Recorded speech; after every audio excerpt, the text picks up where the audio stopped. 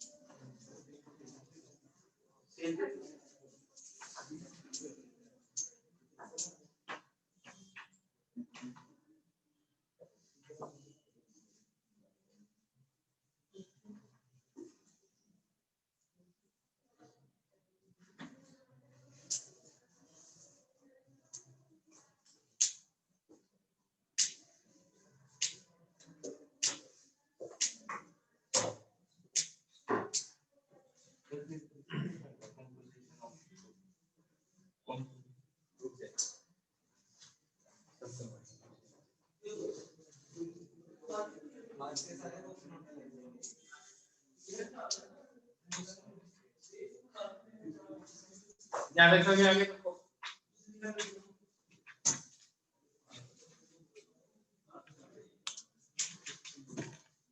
अब सुनो, ध्यान से समझना, चुप बात करो।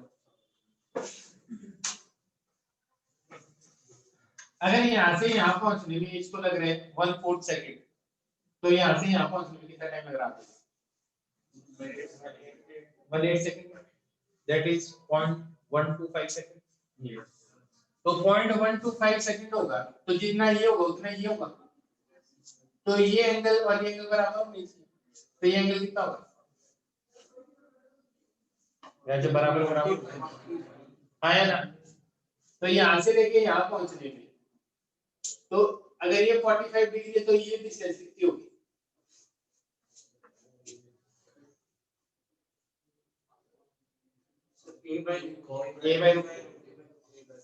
a cos 45 sin 45 की तो है, तो a/√2। तो पार्टिकल को यहाँ से लेके a/√2 तक पहुंचने में जितना टाइम लगता है उतना ही टाइम a/√2 से a तक पहुंचने में लगता होगा। यार यहाँ से यहाँ पहुंचने में तो इसका प्रोजेक्शन a से 0 से a/√2 और यहाँ से लेके यहाँ तक जाना मतलब क्या है a/√2 से लेके a तक। तो पार्टिकल को यहाँ से यहाँ तक पहुंचने में जितना टाइम लगता है उतना टाइम यहाँ से यहाँ तक पहुंचने में लगता है। हाँ है ना? ऐसे सोचोगे तो आपको लगेगा कि 0 to a/2 में 0.25 सेकंड लगने 0.125 सेकंड लगने चाहिए और a/2 से a तक पहुंचने में क्या लगना चाहिए 0.125। पर ऐसा गलत है, पूछो क्यों? इधर वेलोसिटी यहाँ से लेके यहाँ तक एवरेज वेलोसिटी जाता है, ये 20 है तो ये क्या होगी कुछ कम होगी और ये 0 होगी तो इन दोनों का एवरेज इधर लोगे, इन दोनों का एवरेज कुछ इधर लोगे, तो इस रीजन में एवरेज वेलोसिटी ज्यादा रही होगी तो आधे टाइम में ज्यादा डिस्टेंस रही होगी। हाँ है ना? तो 1/√2 की वैल्यू करीब 0.7 समथिंग आती है। हाँ है ना? बात समझ में आई? क्या आती है 0.7 समथिंग आती है। क्या बात समझ में नहीं? बात समझ आगे ना बात समझ। तो ये बात समझ में आ गई। अब मैं कहता हूं 0 से लेके a/2 तक जाने में कितना टाइम लगेगा?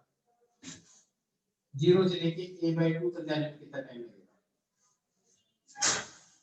तो 0 से लेके a/2 तक जाने में उतना ही टाइम लगेगा। ये a/2 होना चाहिए। हाँ या ना? तो पहले बता सकते हैं ये एंगल कितना होगा? ये एंगल कितना होगा? 60 डिग्री होगा। तो ये एंगल कितना हो गया? तो यहाँ से लेके यहाँ तक जाने में मान लो टाइम लगता है t/4 t हो गया। तो ऐसे 30 डिग्री के कितने सेक्शन बनेंगे इसमें? 3। तो ये टाइम कितना लगना चाहिए? इस पूरे का कितना पार्ट लगना चाहिए यहाँ से है? 1/3 लगना चाहिए ना इसका, तो इसका 1/3 कर दो t/2 है ना? तो 0 से लेके a/2 तक जाने में कितना टाइम लगता है? t/2। तो मेरे को ये बताओ a/2 से a तक जाने में कितना टाइम लगेगा?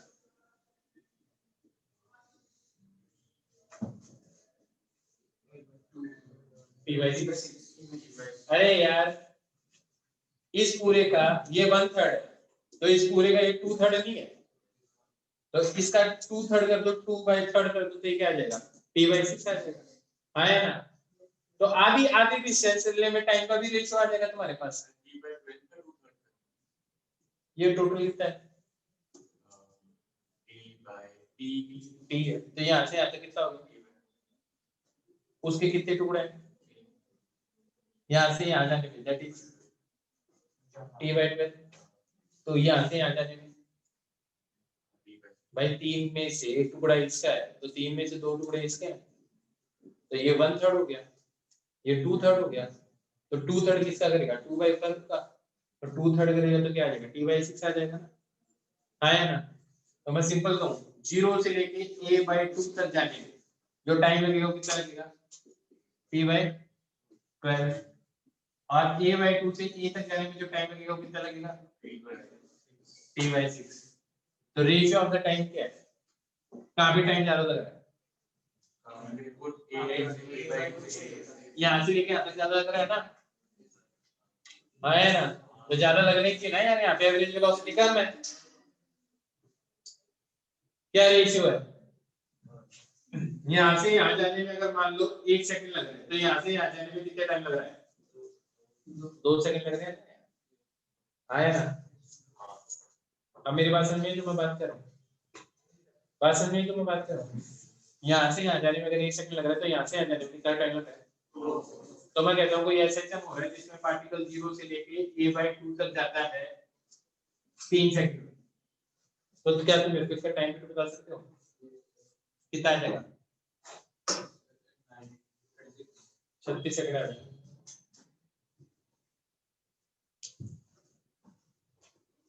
जीरो से a/2 तक जितना टाइम लगता है उससे 2 गुना टाइम a/2 से a तक लगता है। तो यहाँ से यहाँ तक 3 लगे तो यहाँ से यहाँ तक एंड तक 6 और 3 9 9 9 9 और 9 9 4 36। हाँ यार, बात समझ में आई? अगर मैं कहता हूँ कि कोई पार्टिकल a/2 से लेके a तक 1 सेकंड में जाता है, तो टाइम पीरियड कितना हो गया?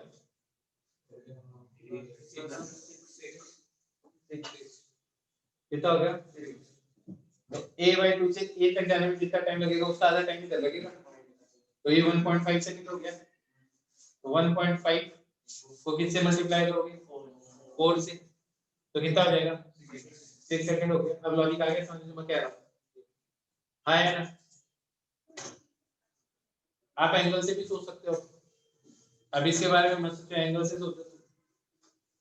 45 आधी डिस्टेंस कब चलेगा? आधी डिस्टेंस और आधी डिस्टेंस जब ये 45 और 45 होगा तब ये डिस्टेंस आधी नहीं होगी, डिस्टेंस नहीं होगी, टाइम आधा आधा होगा, हाँ है ना? तो मान लो इसका टाइम पीरियड है 10 सेकंड, टाइम पीरियड क्या है एसएचएम का? 10 सेकंड, तो 1/4 टाइम पीरियड कितना हो गया? 2.5 सेकंड। तो 0 से लेके a/√2 तक जाने में कितना टाइम लगेगा? 0.125 सेकंड। हाँ 1.25 सेकंड, 1.25 सेकंड लगेगा 0 से लेके a/√2, हाँ है ना? क्योंकि जितना टाइम 0 से लेके a/√2 तक जाने में लगता है उतना ही टाइम कहां से कहां जाने में लगता है? अब मेरे को बताओ 0 से लेके √3 a/2 तक जाने में कितना टाइम लगेगा? a/2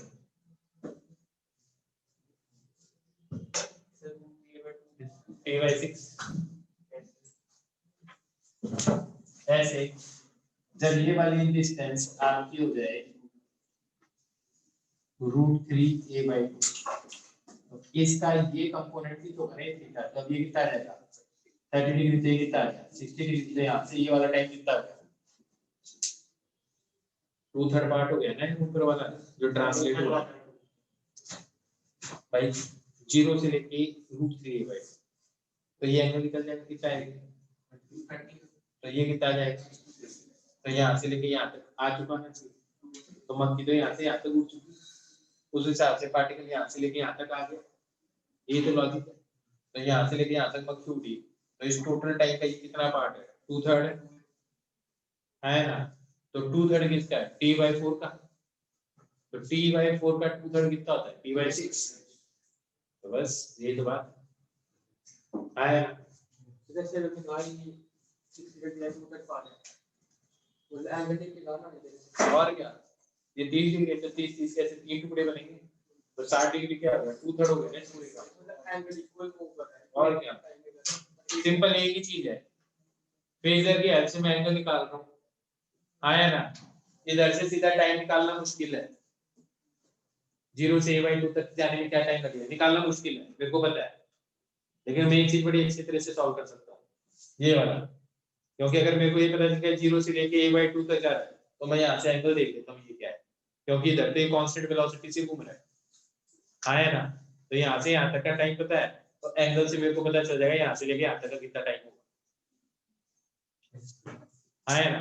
तो मैंने दोनों चीजों को रिलेट किया है, इससे डायरेक्ट सॉल्व करता तो मुश्किल काम होता, इक्वेशन में वैल्यू पुट कर करके सॉल्व करनी पड़ती, तो साइन इनवर्स की वैल्यू निकालनी पड़ती, मैं इतना दुखी होना ही नहीं चाहता, आया ना?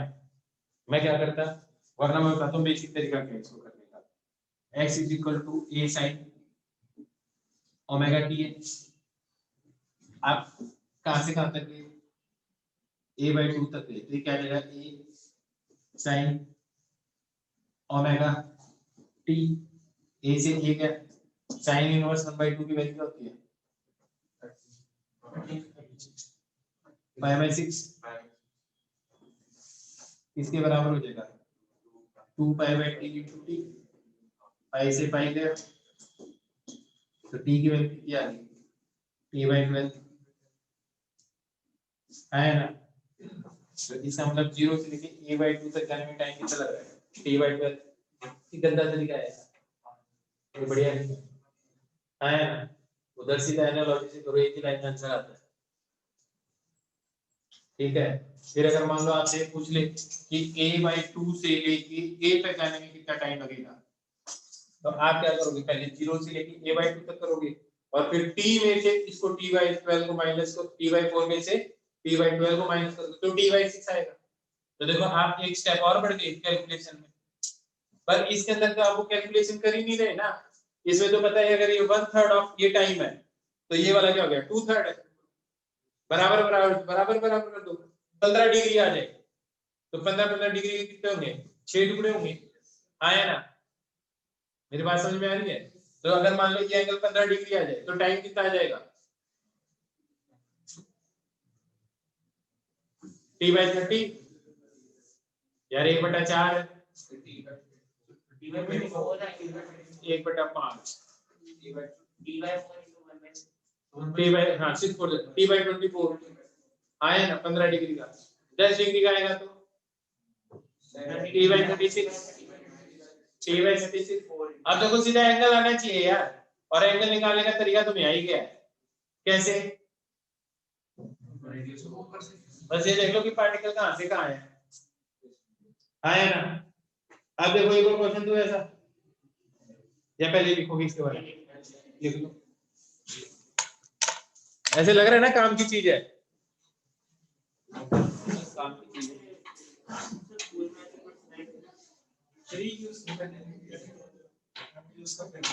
है, इक्वेशन का यूज नहीं करने के कब यूज करना है। देख मैं इक्वेशन है ना बहुत कम यूज करता हूं, क्यों, जब आपको ऐसे देख के फील होती है ना चीजें, तो एक तो आपके आंसर सही होते हैं हमेशा, क्योंकि इसमें सिली मिस्टेक होने के चांसेस कम है, कैलकुलेशन में सिली मिस्टेक होंगे, पता नहीं चलेगा कैलकुलेशन में कहां गड़बड़ होगी, तो मैं तो प्रेफर करता हूं ऐसे सॉल्व करना। अब कई क्वेश्चन ऐसे होते नहीं है तो फिर इक्वेशन से कर लेंगे, हैं मतलब ऐसे बताते ही नहीं, लेजर बताते हैं बस, एक्स कोऑर्डिनेट वाई कोऑर्डिनेट बस खत्म कर देते हैं, वेलोसिटी और टाइम के बारे में कोई बताता ही नहीं, मैं क्या सर स्कूल में आप ऐसे कर सकते हैं ना, 0 नंबर मिलेगा सर, पर इक्वेशन समझ में नहीं तो आना चाहिए ना इक्वेशन यूज करके, परीक्षा को पूछता ही नहीं है यार, आना भी तो चाहिए पूछने के लिए। सर स्कूल में यही होता है, वो ऑनलाइन में वो केसेस में मतलब बोलते हैं ये नहीं आना, ये कैंसिल हो गया, ये कैंसिल हो गया, ये कैंसिल हो गया, कोई बात नहीं है, तुम तो एंजॉय करो, आराम से जमा करवा रहा हूँ, मैं पढ़ा रहा हूँ, तुम तो समझ में आ रहा है ना तुम्हें, तो तब कर लो।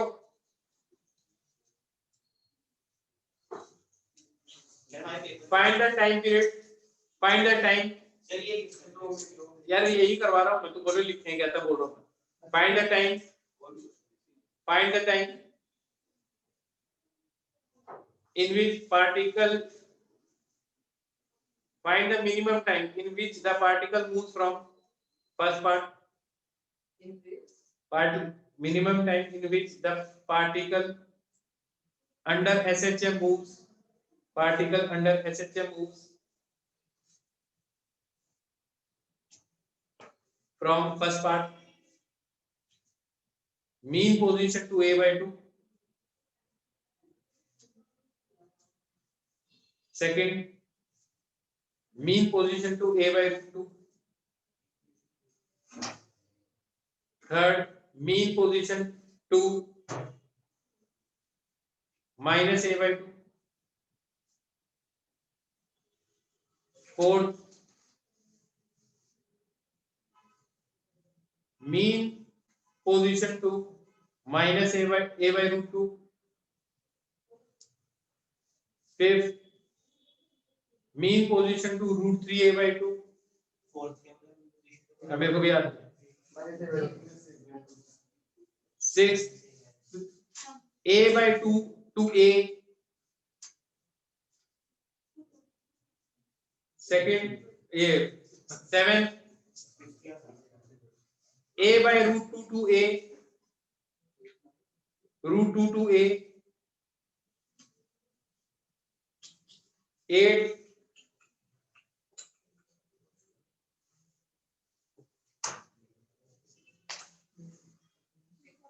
a2 minus root 3a by 2 a2 minus root 3a by 2 कितने भाई 9। सर ये पॉजिटिव सर प्लस अभी बस सुनते जाओ तो मैं प्लस बोल रहा हूँ प्लस ही है माइनस के लिए माइनस बोलूंगा यार मैं बोल लूं फिर मैं भूल जाऊंगा कि मैंने कौन से बताया कौन से नहीं बताया 9 वाला लिख a by 2 to a by root 2 2 to a by root 2 next a by 2 to root 3a by 2 next a by root 2 to minus a by root 2 next a by 2 to minus root 3a by 2 बस बस बस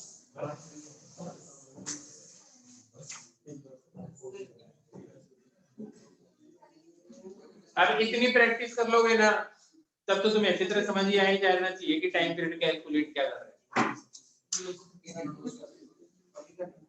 हाँ तो तुम्हें करना है सबकी value लिखो 5 8 हाँ हेडिंग लिखो superposition of SHM superposition of SHM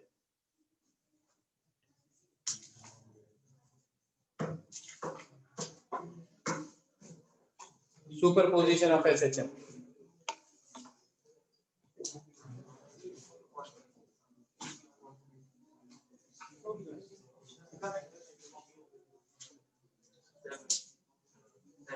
superposition of SHM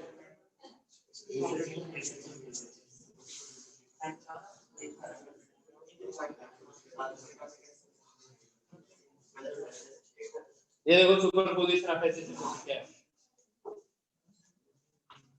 एक एसएचएम की इक्वेशन है x1 equal to a1 sin omega t दूसरा है x2 is equal to a2 sin omega t plus 5 दोनों इक्वेशन को अगर मैं जोड़ दूं तो सुपर ये भी डिस्प्लेसमेंट वेक्टर क्वांटिटी है तो रिजल्टेंट x1 plus x2 आ जाएगा x किसके बराबर आ जाएगा a1 sin omega t a2 sin omega t plus 5 trigonometry लगो सॉल्व कर दो अभी तो ट्रिग्नोमेट्री आती नहीं आती तो अपने पास जुगाड़ होता है स्पेसर रिजल्टेंट निकालना है इसका तो रिजल्टेंट निकालना है ना पहला जो है उसको एक वेक्टर बना दो दूसरा एम्पलीट्यूड का वेक्टर बनाना है लेकिन इन दोनों के बीच का एंगल कितना होगा डिफरेंस है दोनों के बीच का 5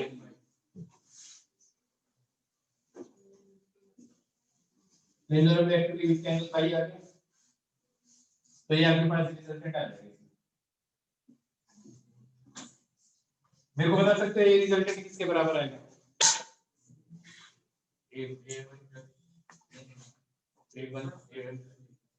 a1 का स्क्वायर a2 का square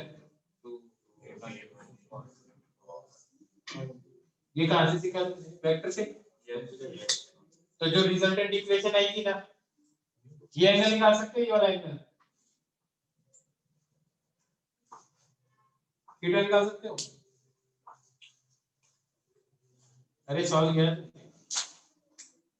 tan inverse a2 sin phi upon a1 plus a2 cos phi क्या है वेक्टर में सॉल्व किया ये एंगल निकाले है ना तो ये जो आपका x इक्वल टू है ना ये क्या हो जाएगा a रिजल्टेंट को सॉल्व करिए तो है ना ऑब्वियस सी बात है यार इसको सॉल्व करने का ये तरीका बता दिया एक का एम्पलीट्यूड दूसरे का एम्पलीट्यूड दोनों के बीच का एंगल वेक्टर की तरह सॉल्व करना है। तो ए रिजल्टेंट यहाँ से सॉल्व करके आ ही जाएगा आपका। साथ में क्या आ जाएगा साइन ओमेगा टी प्लस क्या आएगा, देखो a1 के साथ में इसका एंगल a2 का जो एंगल था वो फाई था, तो यहाँ फाई आ गया ना।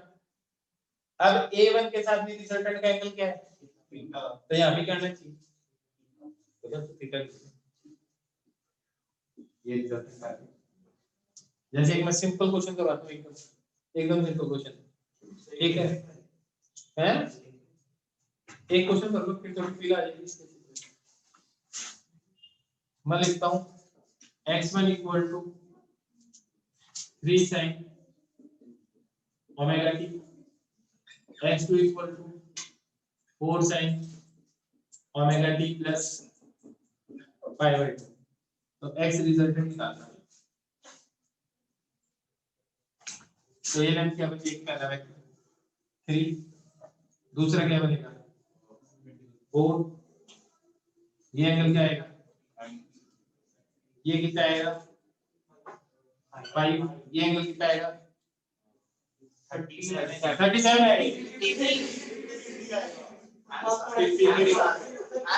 अब x इक्वल टू रिजल्टेंट क्या आएगा एंगलों का sin ओमेगा टी प्लस 53। बस सिंपल ही तो है। अगर आप ऐसे नहीं करते इसको सॉल्व करते तो तुम दुखी होते। अब मैं चाहता नहीं तुम दुखी रहो, है ना। इसमें एक टॉपिक और है इसमें, वो तुम्हें नहीं करना, दैट इज परपेंडिकुलर एक्सिस का सुपरपोजिशन। एक x डायरेक्शन में एक y डायरेक्शन, वो नहीं करना है। लेट्स से योर फिगर्स बोलते हो वो नहीं करना है। कौन सा पेंडुलम, टॉरिशनल पेंडुलम, वो कर सकते हो, कोई सी बड़ी बात नहीं। उसमें torque equal to C theta है पर यूनिट ट्विस्ट है, वो टॉपिक नहीं है। यार झूला है, झूले के ऊपर ऐसा ना घुमा के ऐसे घुमा के छोड़ दो तो वो ऐसे ऐसे घूमता है, आया ना, बस वही है। हाँ इसको बोलते टॉरिशनल पेंडुलम। वो थ्योरी है, थ्योरी टॉपिक नहीं है। उसमें भी टॉर्क लगेगा, टॉर्क पर यूनिट ट्विस्ट करता है। रीडिंग लगाओ उसको हो जाएगा, उसका कुछ वो पढ़ाने की जरूरत नहीं होती। क्वेश्चन में ये दिया होगा x1 और x2 की। हां वो a2 sin phi है, कौन सा sin phi है, ये सॉल्व करना है। इसका ये कंपोनेंट ये सम प्लस ये सम tan थीटा, तो यार भाई यही तो है। फेजर करा क्या हो रहा हूं, क्योंकि वेक्टर सीखा हो उसका यूज करते हैं ना। ट्रिग्नोमेट्री क्यों लगाएंगे जब आती है।